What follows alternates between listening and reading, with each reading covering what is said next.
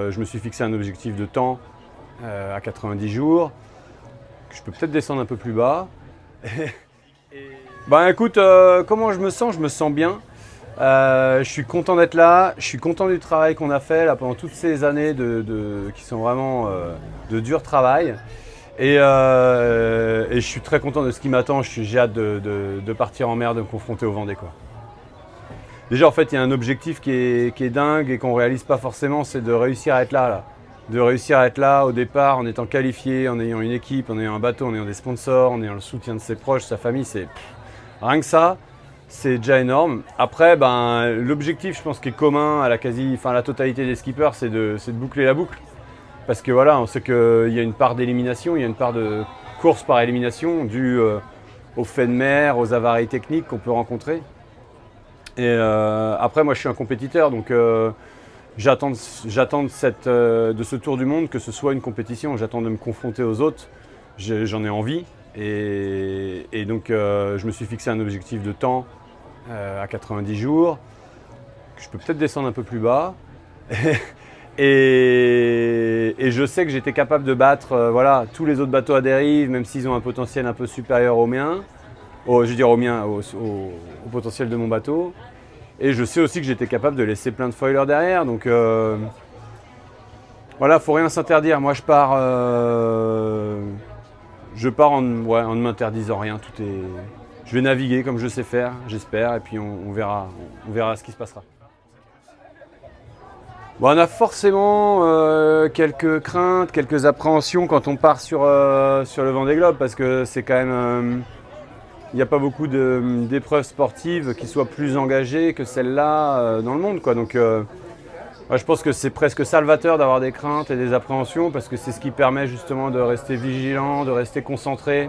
Je dirais à mes proches que si un jour ils voient que j'ai aucune crainte, aucune appréhension, il faut s'inquiéter pour moi.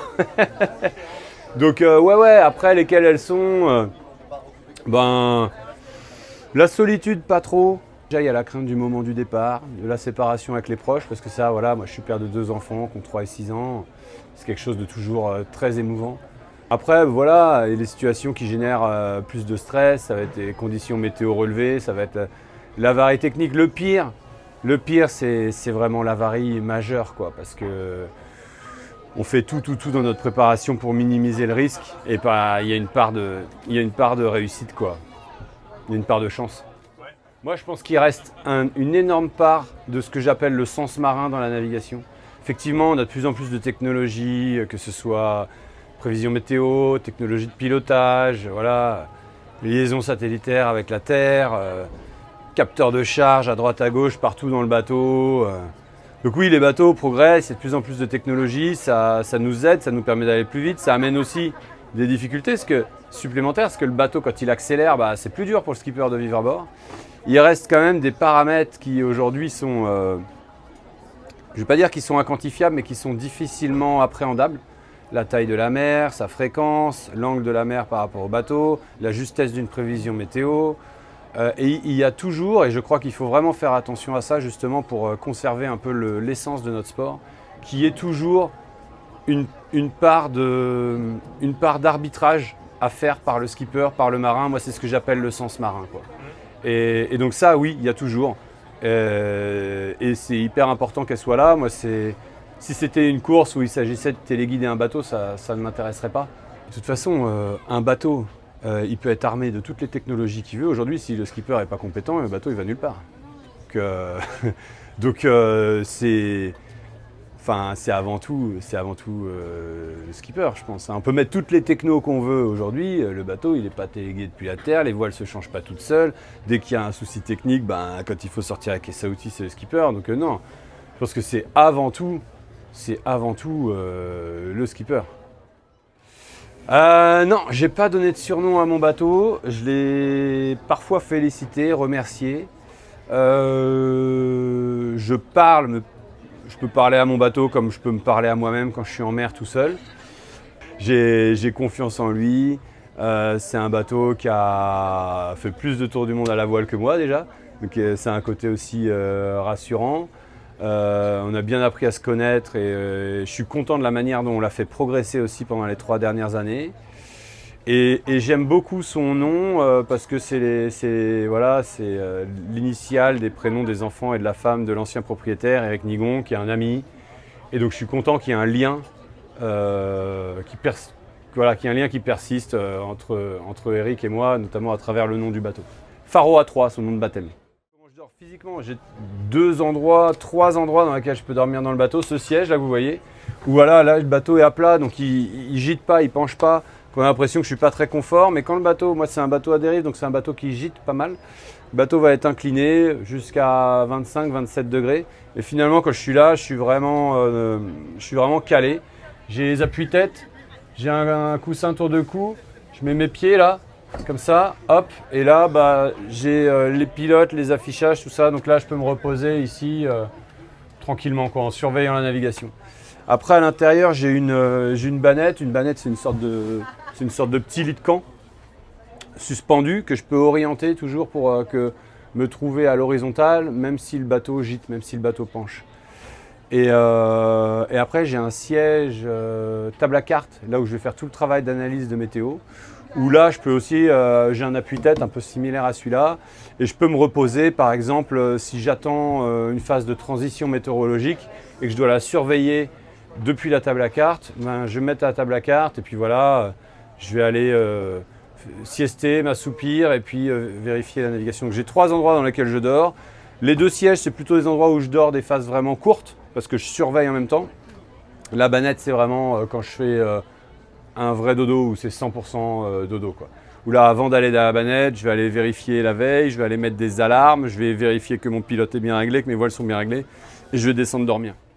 Bon, un court dodo, ça peut être 5 minutes, quoi. Ça peut être juste, paf, je mets un compte à rebours, 5 minutes, je ferme les yeux, je rouvre, je surveille, tac, ça n'a pas bougé, je remets 5 minutes, voilà, ça peut être ça. Les phases courtes, ça va plutôt être là, en moyenne, les phases courtes de veille, c'est plutôt 20 minutes, parce que 20 minutes, ça permet d'avoir, par exemple, en gros, c'est à peu près le temps qui permet d'assurer une veille visuelle permanente. C'est-à-dire que si je jette un coup d'œil, aux vitesses auxquelles vont les bateaux, si je fais 20 minutes plus tard, globalement, j'aurais rien raté, quoi. Donc quand on est dans une phase côtière avec beaucoup de bateaux à proximité, 20 minutes, ça permet d'assurer la veille visuelle de manière suffisamment intense.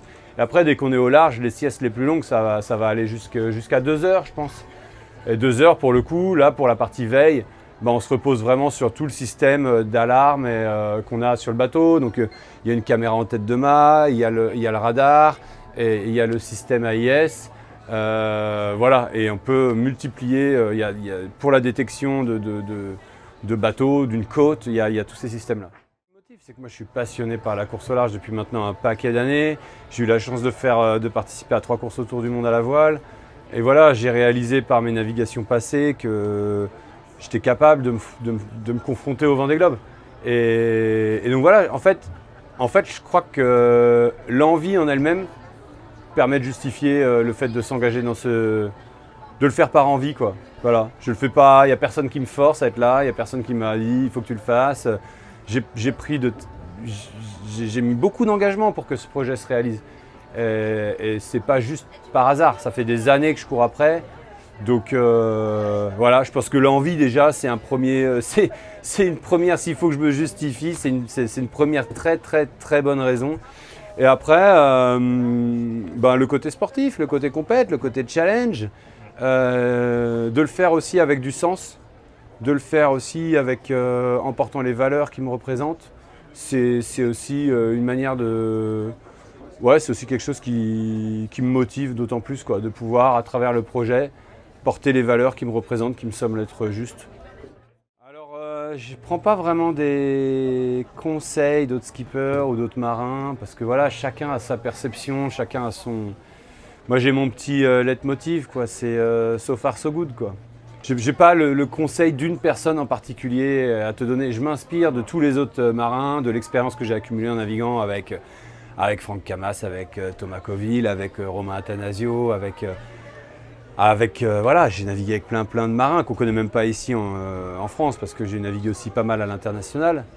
Donc j'essaye de me servir de cette expérience, de toutes ces expériences cumulées pour les embarquer avec moi. Et tu vois, par contre, c'est quelque chose que je fais, c'est par exemple, quand je rencontre une difficulté, qu'elle soit technique, qu'elle soit météorologique, qu'elle soit tactique, bah parfois j'essaye d'aller chercher ce spécialiste et de me dire qu'est-ce qu'il aurait fait à ce moment-là, tu vois. Will Oxley, qui est un très bon navigateur, Jean-Luc Nélias, qui est aujourd'hui team manager d'une autre équipe et qui est aussi un excellent navigateur. Quand j'ai une problématique météo, je vais me dire comment ils auraient réagi dans cette condition. Et voilà. Et par contre, j'ai une problématique technique et me dire bah attends, un tel il était super fort sur ce sujet-là, comment il aurait fait. Donc j'essaye d'utiliser ces expériences cumulées pour les embarquer avec moi, quoi. Non, il n'y a rien d'acté. Moi, je suis un des projets les plus modestes au départ de ce Vendée Globe. L'ambition, c'est de pouvoir continuer, mais en passant un stade en termes de dimension de projet, en termes d'ambition sportive aussi, et puis en termes d'impact, de pouvoir aussi augmenter l'impact positif qu'on a à travers mon projet. Aujourd'hui, l'ambition de toute l'équipe, c'est de poursuivre sur une campagne Vendée Globe en 2028. Il y a des pistes, il y a des bornes, il y a des limites. Aujourd'hui, il n'y a rien de fait. Et en fait, je laisse cette charge à l'équipe qui m'accompagne à terre, pour l'instant. On a défini ensemble ces limites, ces bornes, mais aujourd'hui, moi, je me concentre. J'ai pas envie de polluer mon Vendée Globe 2024 en pensant déjà à celui de 2028. Donc en fait, j'ai vraiment envie, là, d'aller profiter de ce pourquoi on a autant travaillé pendant ces dernières années. J'ai vraiment envie d'en profiter, j'ai envie de vivre ce que j'ai à vivre et voilà, de ne pas me polluer avec oui, mais si, et alors après, tac, tac, tac, la revente du bateau, on trouve un autre, voilà. Les bornes, elles sont définies, les limites, elles sont là. L'équipe, quand le départ du Vendée Globe sera passé, qu'ils auront pu récupérer un peu, ils pourront se reposer se repencher sur le sujet tranquillement. Et moi, je vais me concentrer à fond sur ma course, quoi. Merci les gens de suivre le projet, de s'attacher au projet, de nous soutenir parce que ça a un vrai impact sur le skipper et l'équipe, quoi. Ça booste. Donc déjà remercier, d'encourager à le faire.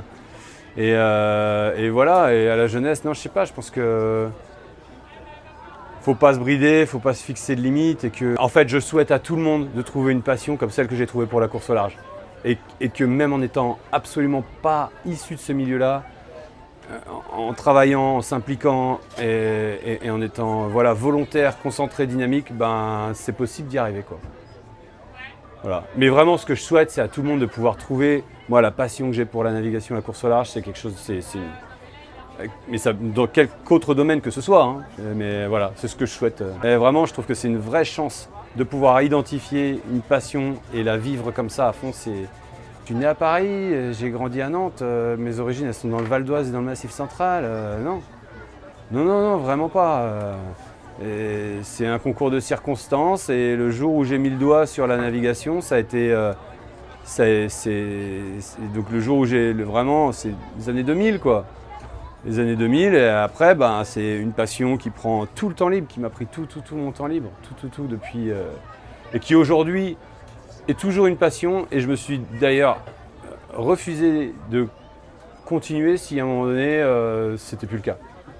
Parce que c'est quelque chose qui demande tellement d'engagement que j'estime qu'il faut le faire en étant complètement aligné avec et complètement, moi